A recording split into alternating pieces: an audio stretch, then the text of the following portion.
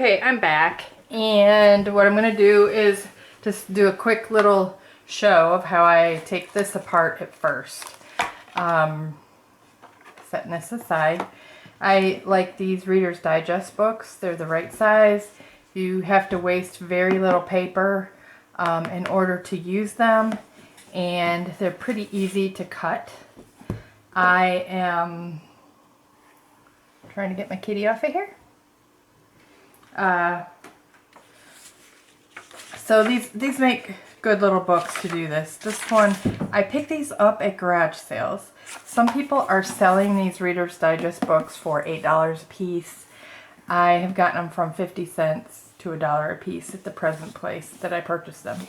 This one is made in 2004, and I'm just going to show you quickly how I cut out the middle section so I can use the book.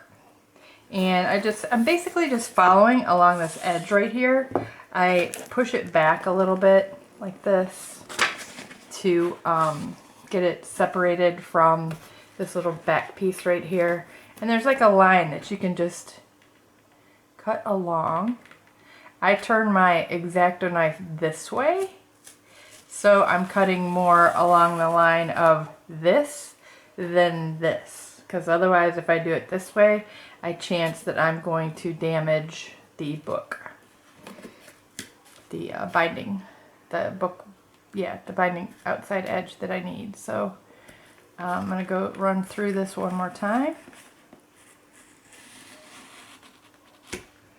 And then there's, like, you can see the little seams that come apart, and then you can just kind of cut along the edge here.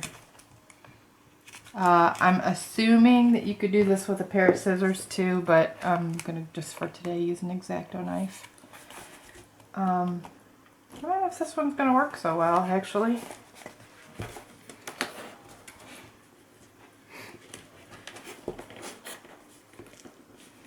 So here's the edge. I think I cut too much in that one direction, so.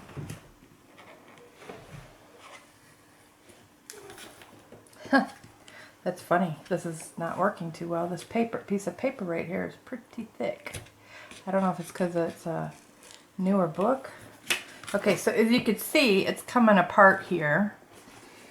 And that's kind of, I find the place I'm going to be cutting, and I try to stay on that same line. I don't think my X-Acto knife is very sharp. I say this is easy, but here it is. Taking a bit. I don't think my X-Acto knife is sharp. Okay, so of course on camera this isn't going to work out right.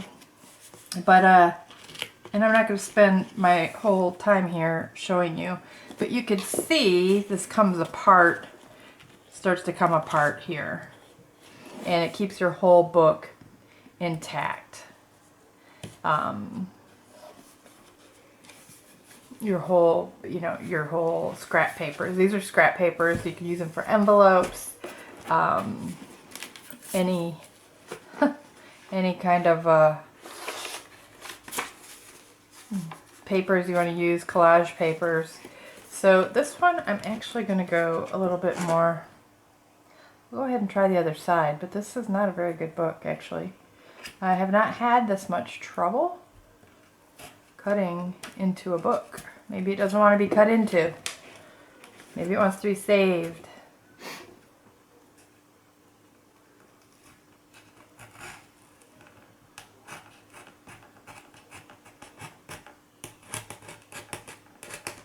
You can kind of find the sweet spot, I call it the sweet spot, where it's going to come apart, but I haven't really found that yet on this one.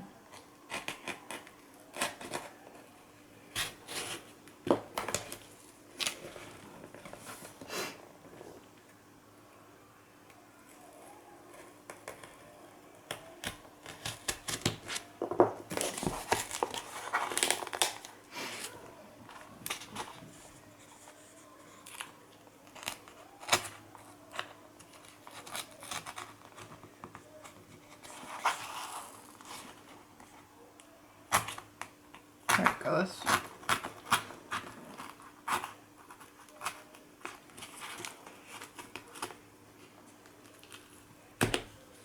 So as you can see, the book comes apart. And I'm going to be reinforcing this like I did with this one. And then you're left with basically the outside cover of the book. So that's how you do that. You cut into that and... Whoops, I did it upside down. Hey, this is fun. Okay, so... oh my gosh.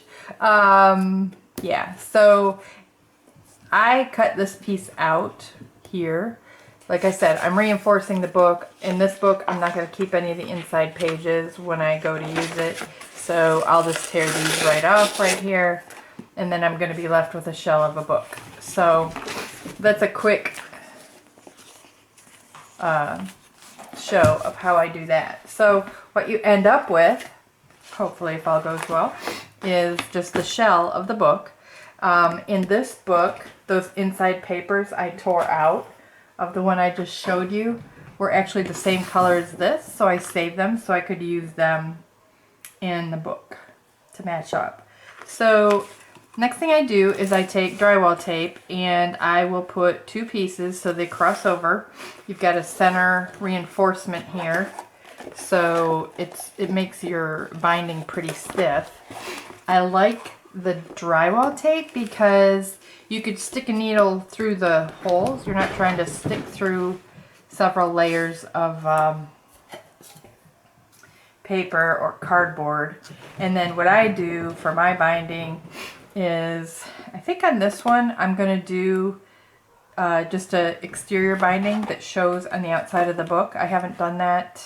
I think I did it in one book, but usually what I do is a hidden binding, which you sew your signatures, these, onto a piece of cardboard or something, and then you glue that piece of cardboard in here. But I'm not going to do that on this one. I'm going to actually sew through the actual binding. But what I'm going to do for now, since I'm reinforcing it, is I'm going to go ahead and glue these edges down of the drywall tape. I'm going to let that dry, and then when I'm ready to put my signatures into the book, then I'm going to find a piece of fabric that matches this. So it's going to further reinforce my binding in the journal. So I am putting this on. I'm using Fabrifix. Putting a little bit here. Obviously it's going to go through the holes on the tape. I'm going to push that down, and I'm just, me personally, I don't mind getting glue on my hands. I don't know if it's a good idea or not, but I don't mind it. So I am just making sure this is flat here. And that that's kind of tucked in right there.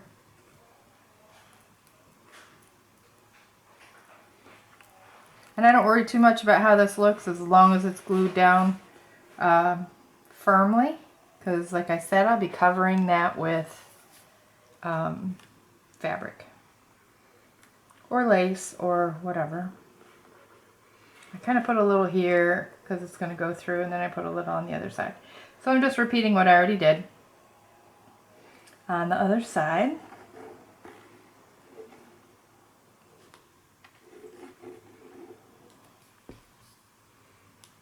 The main thing this is for is just basically to reinforce that binding. You don't want to get glue all the way over here, because this one I'm actually keeping these pages, so I don't want to get them all gunked up or dirtied up. So I'm being careful not to let my glue go too far over the edge of the tape that I'm going to be covering anyhow. So that's the inside part of the book. That's fairly easy there. And I'll just trim up these edges once it dries, but I'm going to actually push this aside now to dry. The next thing I do in my books, now some people will go ahead and put their signatures in the book and decorate that way. I don't do it that way. I put my signatures I will sew them together so they're easy to work with. But then I'm going to do all my adding of lace and stenciling, all that I do. So I'm going to do it while they're like this because it's easier to run through a sewing machine. It's easier to do the stenciling for sure when you can do it on a flat surface. So what I've done is I took the measurements of my book and I cut my papers to be about 1/8 to 1/4 of an inch smaller than the height of the book and the width of the book. Now be careful when you're doing the measurement this way that it's actually your measurement from this part of the book in, not the center, because you're going to have signatures in here. This one's going to have 3 signatures. I've already cut my papers to the right height so they fit in the book, and there's going to be just a little bit of the covered edge or a little bit of the edge sticking out to show the colors. I have pre-dyed my paper. I actually wanted this to be pale blue instead of antique brown looking. I have folded the papers up. I've put some vellum paper in there, and then I'm going to add some other elements in the notebook. I'm going to decide what I'm going to do. I'm probably going to use this for a cover. This one for a cover. That's kind of like teal and blue. And I'm not so sure about the third one yet. Maybe this one.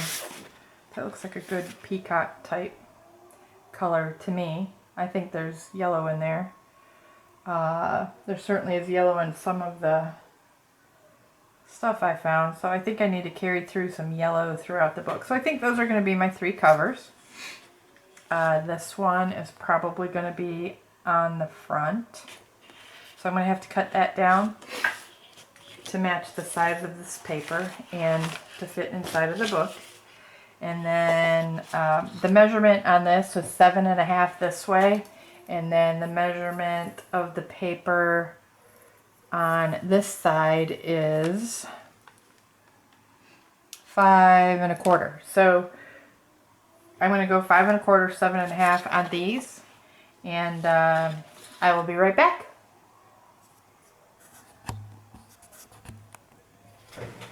Sorry. Okay, so what I've done is I have cut my papers to 7.5. I haven't cut this amount yet, so then I just fold them how I want them to look. I want that to be the front of one. I'm just going to fold it, make a crease, and then this is one signature or one set of papers. Next one I'm going to do the same thing. These may be different sizes, but the reason I don't really care right now is because I will probably be sewing lace and things like that on the edges of the paper. So depending on how I end up doing that, I don't really care. It actually helps to have, I think, sometimes to have a little bit of backing behind the lace, but I don't always want the lace to stick out, so I want to have something to put the lace on. So this one will go here, and then this one will be the third one.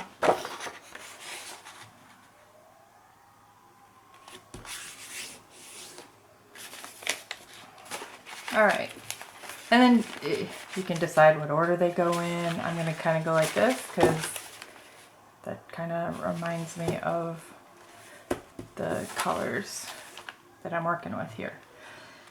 Okay, so now what I'm going to do, and I'm only going to do one, but I'm going to walk you through the one, is I'm going to do my sewing. I purchased this little bookbinding toolkit. It's, here's the name of it. I want to say it was like $13 on Amazon. It has everything. It came with thread, came with a ruler, came with the hole punchy thing. The awl, it's called an awl. I've got some templates that I keep in here for my journals because I want to mark where the layout is of my signatures. It comes with, came with this little brush. This is for glue, I think. I don't use it. Haven't used it. I probably won't use that glue. And then needles come in a little thing. This all came with it. I like this one because it starts out narrow and then gets wider. Sometimes your hole needs to be a little bit wider.